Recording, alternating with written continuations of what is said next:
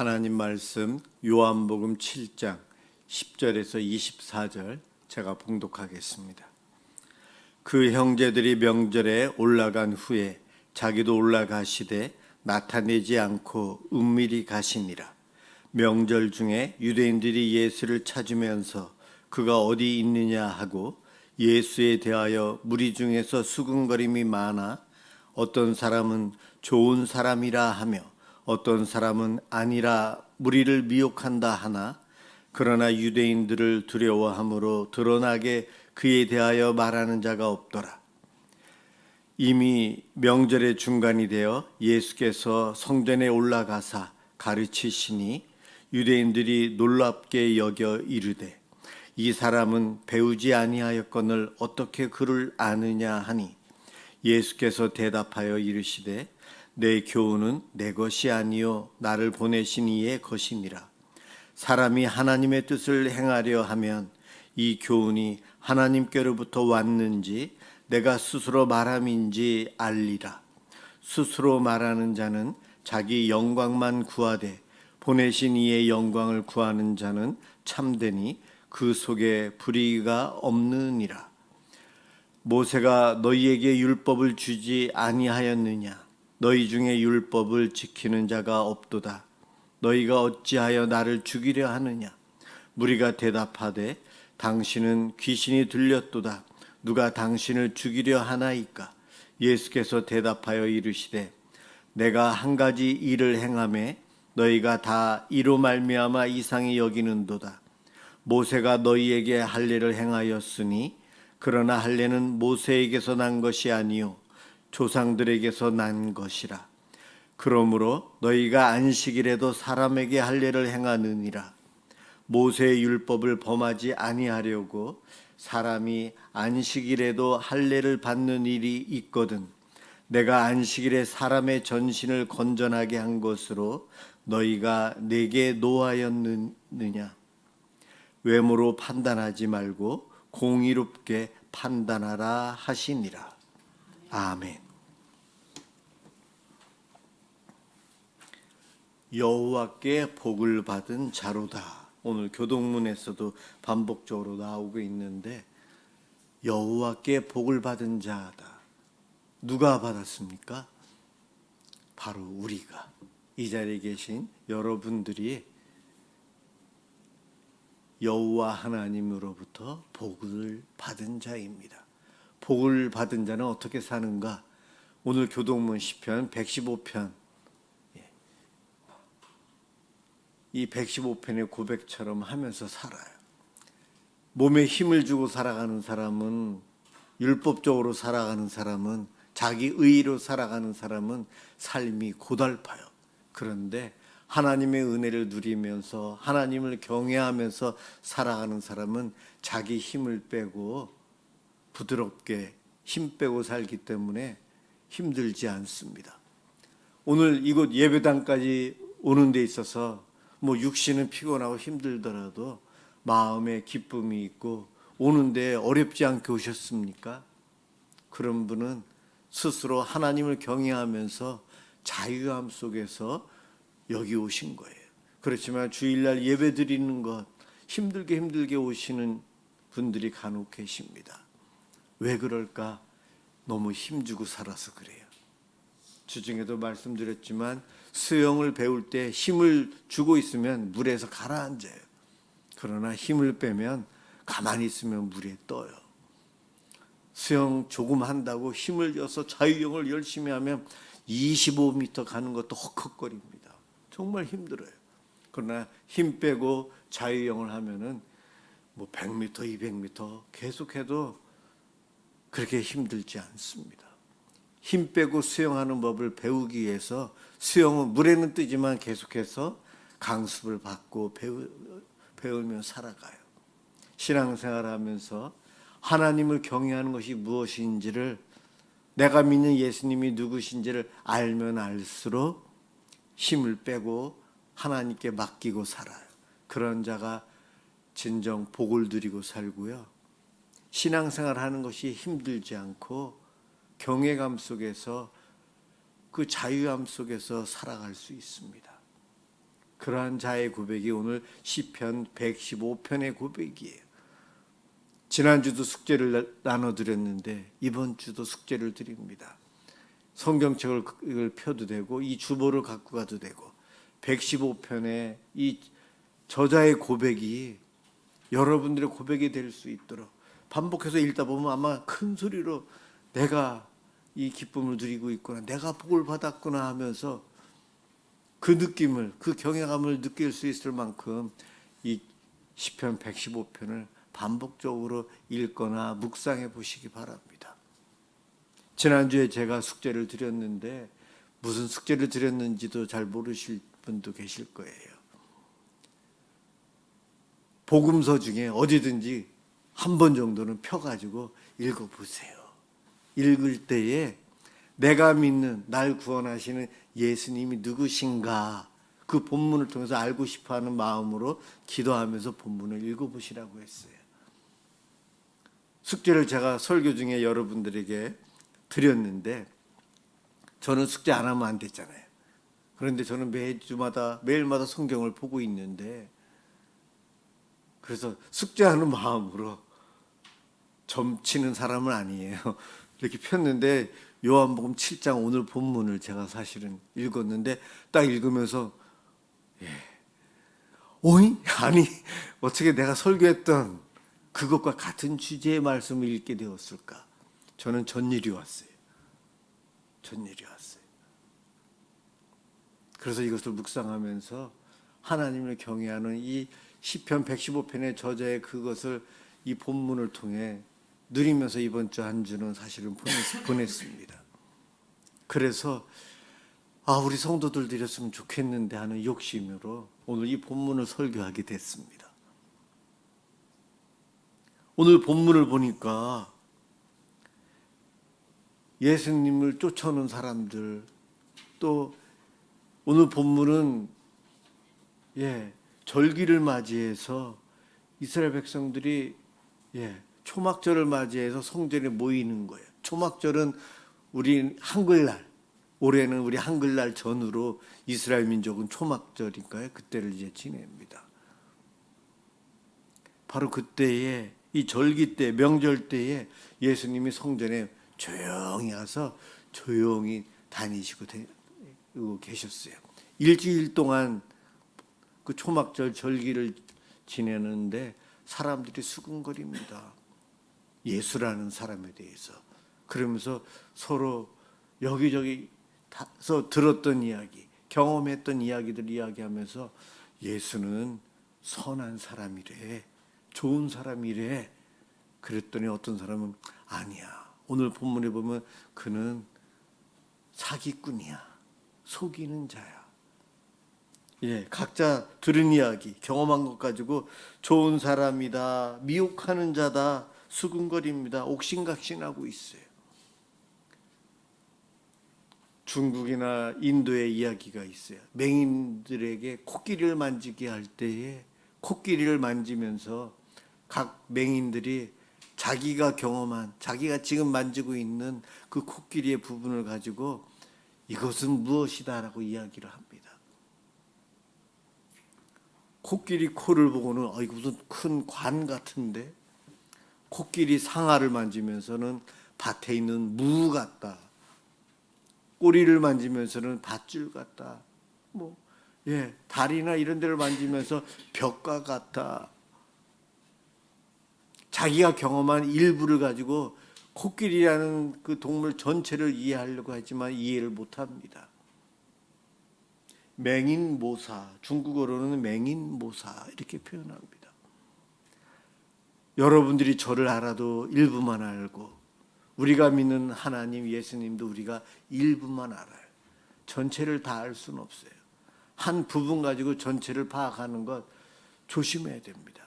우리나라 정치인, 유명한 연예인, TV나 뉴스에 나오는 그 한 부분만 가지고 그 한 사람이 좋다 나쁘다라고 우리는 함부로 판단하면서 막 이야기하고 다니는데 그 사람과 1년, 2년 함께 살아보았습니까? 그의 장단점을 압니까? 한 부분만 보고 우리는 저 사람 나쁘다, 좋다 이야기를 하고 다녀요. 바로 그러한 모습이 오늘 본문에 사람들이 성전에서 예수님에 대해서 그렇게 하면서 다녀요. 내가 알고 있는 예수님이 정말 온전한가? 오늘 이 본문을 통해 우리들이 진짜 예수님, 가짜 예수가 아닌 진짜 예수님을 더 만나는, 그래서 그 예수님과 함께하는 경외의 삶을 살았으면 좋겠다 하는 마음으로 말씀을 준비했습니다. 우리 예수님은 이 명절 중간쯤 되었을 때에 이제 성전에서 자기가 누군지를 이야기하고 가르치기 시작합니다. 예수님은 코끼리 다리만 만지며 헷갈려하는 영적인 맹인들에게 이제 안대를 벗기게 합니다. 친히 자신이 누군지를 설명하고 계세요. 구약 성경에 보면 우리 하나님, 구약의 하나님은 자신을 친밀하게 다가오게끔 이야기하지 않고요, 잘 설명 안 하십니다.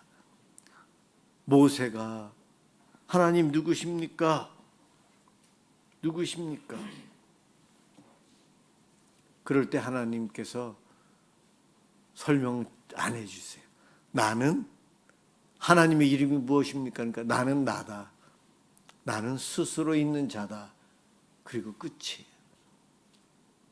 구약의 하나님은 엄위하신 하나님, 거룩하셔서 우리가 가까이 가기 힘든 하나님, 두려움의 하나님. 우리 하나님도 다양하게 창조주, 신묘막축하신 분, 여러 가지로 묘사되지만 크게 말해서 엄위하신 하나님이에요. 이사야서 6장 5절에 보면 이사야 선지자가 천사들과 대화하다가 내가 하나님을 보았구나, 그걸 아는 순간 뭐라고 고백했는지 아세요? 아이고, 나는 망하였다. 나는 저주받았구나. 나는 이제 죽게 되었구나. 왜요? 하나님을 만났어요. 그 정도로 하나님이 두려운 존재예요. 그럴 때 천사가 숯불을 가져다가 이사야 선지자 입술에 대면서 그의 죄를 용서해 주심으로 너는 죽지 않아, 망하지 않아, 위로하십니다. 구약의 하나님은 감히 우리가 다가갈 수 없는 거룩하신, 죄가 없는 그러한 하나님으로 보통 이야기해서 유대인들이 그러한 하나님에 대한 생각 속에 하나님께 감히 가까이 못 가고 제사장들만 하나님께 가까이 가고, 우리는 제사장을 통해 간접적으로 하나님께 가는 그러한 종교가 유대인들이 만든 종교고, 구약의 뉘앙스가 아주 강합니다. 그런데 신약의 예수님은 아기로 태어나셨어요. 친밀하신 하나님, 그 하나님이 인간의 육신을 몸을 입고 예수로 오셔서 친밀하게 다가오신 예수님이세요. 그리고 요한복음에는 나는 땡땡이다, 에고 에이미, 나는 무엇이다 라고 비유를 통해서 자기 자신이 누구인지, 예수님에 대한 정체성을 알 수 있도록 많이 알려주십니다.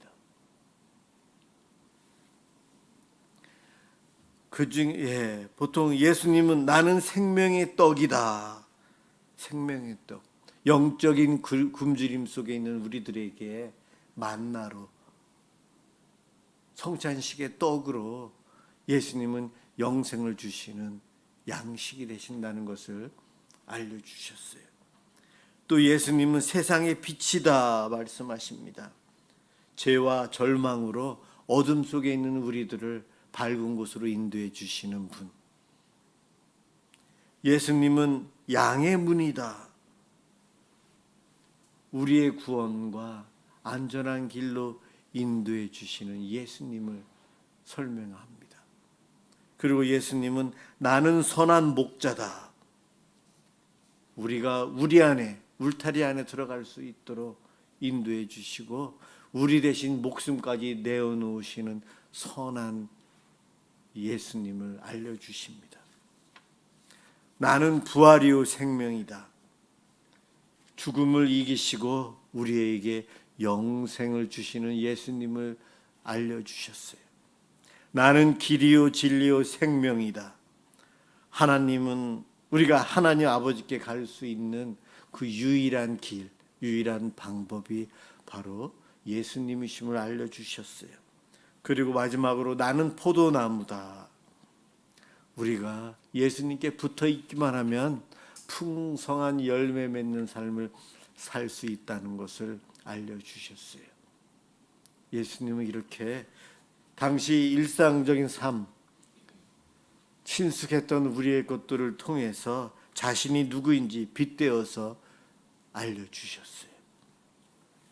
우리들이 각자가 신앙생활하면서 경험한 하나님이, 예수님이, 성령님이 비슷하면서도 같으면서도 달라요.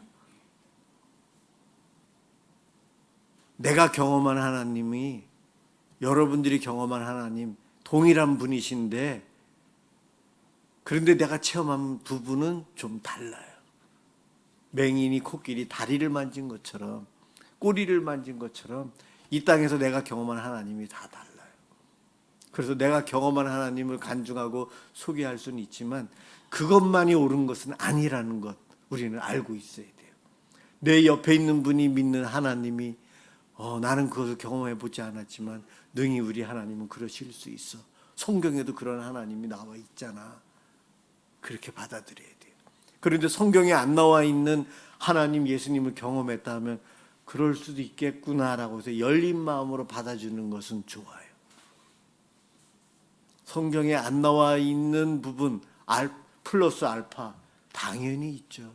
어떻게 그 하나님 그 예수님을 성경에서 다 표현할 수 있겠습니까? 다만 위험할 수 있어서 우리가 받아들일 수는 있지만은 너무 성경에 안 나와 있는 것은 쫓아가는 것은 아주 위험할 수 있어요. 사탄이 파놓은 함정일 수 있기 때문에 그렇습니다. 자, 이렇게 우리 예수님 친밀하게 여러 가지로 우리가 이해할 수 있도록 그분의 정체성을 이렇게 알려주셨어요. 오늘 본문에 보니 예수님을 너무 헷갈려 하고 있어요. 선한 자다, 사기꾼이다, 의로운 분이다, 아니다. 오늘날도 그렇게 주장하면서 서로 주장하면서 싸우고 있고 논쟁하고 있는데 맞는 말, 서로 맞는 말 하고 있을 것 같아요. 맹인이 자기가 경험한 코끼리의 그 부분까지 서로 내가 옳다라고 주장하는 것처럼 우리는 살아가고 있어요. 신앙생활하면서 다양성을 우리가 어느 정도는 인정해야 합니다. 그러나 성경에 안 나와 있으면 그때는 조심하는 것은 좋습니다.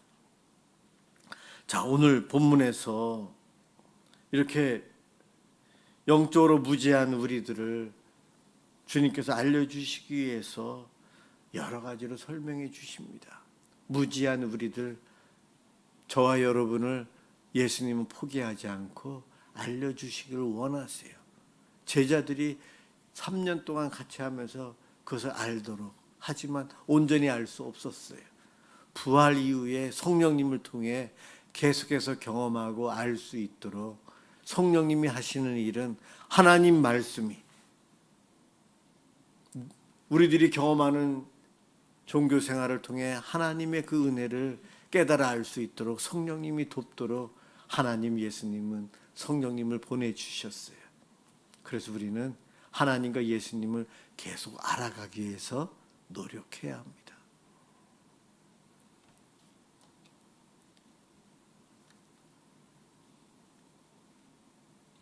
우리 예수님 애타는 사랑, 그분이 자신을 알려주고 싶어서 계속해서 노력하시는 그 사랑으로 인해서 오늘 저와 여러분은 여기서 주를 찬양하며 예배하고 있는 거예요. 우리가 그 은혜를 드립니다. 예수님이 오늘 그 자신을 오해하는 사람들 때문에 그 본인이 겪었던 한 사건을 예를 들으면서 이야기를 하고 계세요. 예수님이 안식일에 38년 된 병자를 온전히 치료한 사건이 있어요. 안식일 날 의료 행위를 했기 때문에 예수님께서 안식일을 범했다. 율법을 어겼다. 그래서 우리 예수님을 죽음으로 몰아갑니다. 예수님이 그것을 이야기하는 거예요. 기가 막힌 비유를, 오늘 논리를 예수님이 이야기합니다. 그 사람들이 얼마나 어리석은지요. 22절과 23절에 보면 모세의 율법에 태어난 지 8일째 되는 날 남자아이는 반드시 할례를 받습니다. 예수님도 할례를 받으셨어요. 할례라는 것은 생식기를 그 표피를 돌칼로 베어내는 거잖아요. 8일 만에 이 할례를 반드시 해야 되는데 하필이면 그 8일째가 안식일 날이에요. 8일째가 안식일 날이에요. 그러면 어떻게 해야 될까요? 할례를 해야 될까요? 하지 말아야 될까요? 이스라엘 백성들이 그거 가지고 토론합니다. 할례를 하라는 것은 율법이다. 그 율법을 할례를 안 하면 어기는 거니까 하자. 그래서 그들이 합니다. 그래서 남자아이의 그 생식기 끝을 잘라내는 일을 해요. 그런데 우리 예수님은 안식일 날 질병으로 38년 동안 고난 병 속에 있는 그를 온전히 그 병으로 고생하는 그를 치료해 줬는데 그것은 의로 행위라고 해서 율법을 어겼다고 너희들이 나를 죽이려 한다. 의로 행위로서 표피를 잘라내는 것, 그 작은 부분을 잘라내는 것, 나는 한 사람의 생명을 살리는 것, 이것을 했다. 그 이야기를 하면서 내가 율법을 어긴 거냐? 아니라는 거예요. 큰 집이 있는데 문고리 하나 고장난 것 고치는 것은 허용하면서 집이 기둥이 부러져서 무너져 가고 있는 그 집, 기둥을 고쳤다고 그 목수에게 율법을 어겼다고 사형 선고해서 하는 것은 더 어리석지 않냐? 너희들이 그렇게 어리석다. 예수님이 말씀하십니다. 사실 예수님은 우리는 알잖아요. 안식일의 주인이십니다. 예수님은 자신의 그 치유 사역을 통해 안식일을 범하는 것이 아니고 사랑으로 사람을 살린 것임을 이야기해 주고 계세요. 그렇습니다. 같은 사건, 비슷한 사건을 보면서 해석하는 것이 달라요. 오늘 본문에 보면 외모로 판단하고 있고 공의롭게 하고 있지 않아서 24절에 보면 외모로 판단하지 말고 공의롭게 하라. 예수님이 하신 일은 뭐든지 비판하면서 정죄하는 사람들, 외모로만. 겉으로 보니까 저 사람 나쁜 사람이야. 뉴스에 나왔어. 못된 사람이야. 그러고 다니는 거예요. 편견을 가지고 이미 정죄하면서 그의 모든 행동을 나쁘게 해석하면서 적용하는 거죠. 공의롭지 못한 거예요. 그런데 주님은 외모로 판단하지 말고 공의롭게 판단하라. 그렇지만 어떻습니까? 당시 사람들은 외모로 판단해서 예수님이 하신 모든 일들은 다 율법을 어긴 것이고 신을 모독한 것이고 율법에 의해서 사형당해야 될 죄인이다. 예수님의 제자들까지도 그렇게 몰고 가면서 당시 유대인들은 결국 예수님을 십자가에 못 박습니다. 그들이 그렇게 고대하던 메시아를 알아보지 못하고 예수를 십자가에 죽이고 끝내는 자신들도 대부분이 지옥으로 가는 삶을 살아요. 오늘 예수님께서 자신이 누구신지를 밝히시는 내용을 에고에이미 제가 말씀을 드렸는데 이것을 알고 믿는 사람들 마음속에 예수님으로 인해서 기뻐하고 좋아하는 사람들은 완전히 다른 삶을 살아요. 조금 있다가 부를 찬송가 85장 첫 가사가 이렇습니다. 구주를 생각만 해도 이렇게 좋거든. 제가 좋아하는 찬양이라 우리 자주 부르잖아요. 구주를 생각만 해도 이렇게 좋거든. 내가 내 가족을, 내 부모를, 우리들을 서로 생각하면서 좋아하는 것. 예수님으로부터 많은 사랑과 은혜를 받았기에 그 은혜를 알고 있기에 굳이만 생각해도 이렇게 좋은데 주 얼굴 배울 때야 얼마나 좋을까. 주님 재림하여 오시는 그 순간 또 천국 가서 주님을 직접 보면 얼마나 더 좋을까. 그날을 기다리며 산다는 거예요. 여러분, 나를 고치시고 살리시는 그 사랑 많으신 예수님, 나를 위해 생명의 떡, 선한 목자 되어주시고 포도나무가 되어주신 진짜 예수님을 조금이라도 더 알면 알수록 주님을 생각하면 생각할수록 내 마음이 설렘이 있어요. 주일날 예배드리러 가는 거예요. 이 설렘이 없는 분들은 주일날 예배당까지 오기가 얼마나 힘든데요. 성경 읽고 성경을 쓰시는 것들 얼마나 힘들어요. 돈이 얼마나 귀한데요. 주님께 드린다고 교회에 헌금으로 드리는 때에 몸에 힘주고 사는 사람은 돈이 아까워서 좀 더 깎을까 헌금도 제대로 못 내거든요. 그런데 우리는 하나님께 기쁨으로 드리는 거죠. 주님, 하나님을 생각만 하면 얼마나 기쁜지. 하나님께 다 드리고 싶고 내 생명 바치고 싶고 그 기쁨 속에서 살아가는 거예요. 이렇게 살아가는 사람이 하나님을 경외하는 사람이고 여호와 하나님께 복받은 자로 살아가는 삶이에요. 이번 한 주 동안 제가 또 지난주에 이어서 숙제를 드렸는데 제가 이 전율을 느꼈기 때문에 그 경외감, 목사라고 해서 늘 성경을 보니까 성경을 보면 은혜를 받을까요, 여러분? 설교 준비하는 게 참 힘들거든요. 그 자유함을 홍정일 목사님도 나중에는 누리시는데 그러기까지 참 힘들어요. 옥한우 목사님 그 설교 준비가 너무 힘들어서 그렇게 힘들어 하셨어요. 이재철 목사님 아예 토요일 날은 아무도 안 만나요.